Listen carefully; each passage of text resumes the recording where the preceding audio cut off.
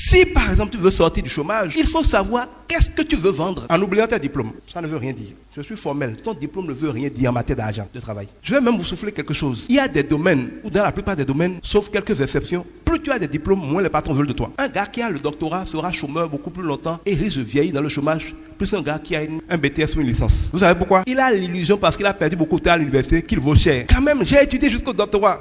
Donc il va vouloir qu'on le paye gros alors qu'il ne sait rien d'autre que des théories, lire des papiers, faire des thèses, synthèses, antithèses, écrire pour ne rien dire, bavarder pour ne rien dire. C'est ça sa spécialité. Il est bon peut-être à travailler dans une université ou dans un centre de recherche où les gens veulent des gens qui écrivent, qui bavardent pour parler de l'avenir seulement. S'ils trouvent de l'emploi dedans, c'est bon. C'est pour ça que vous allez voir les gars qui font doctorat là, ils finissent toujours professeurs d'université. Mais à part ça, si tu rentres dans la vraie vie, personne qui est dans les affaires concrètes, dans le travail, ne veut payer un docteur parce qu'il va bavarder beaucoup, il ne sait rien faire. Et il n'est même pas humble parce qu'il y a le doctorat, il pense qu'il sait tout alors qu'il ne sait rien. À part ce sur quoi il a passé tout son temps à lire et écrire. Ce n'est pas des gens flexibles. Ils te coûtent trop cher et ils ne te rapportent rien. Les patrons vont préférer recruter un gars qui a le bac, un gars qui a un petit diplôme et qu'ils peuvent formater pour les configurer de manière à pouvoir être rentable pour eux, qui ne vont pas être trop prétentieux parce qu'ils n'ont pas de gros diplômes. Il y a des emplois, tu vas avoir le doctorat. Quand tu vois le profil de l'emploi, oublie ton doctorat, présente juste ton bac et postule, tu vas gagner. Parce que ton doctorat va te faire éliminer par des recruteurs. Mettre ton diplôme en avant est dans la plupart des cas la meilleure manière d'être au chômage. Ce qu'il faut mettre en avant, c'est qu'est-ce que tu sais faire. En fait, c'est la seule chose que les gens payent. Qu'est-ce que tu sais faire? Qu'est-ce que tu peux me rapporter? Voilà les questions que se pose un recruteur et un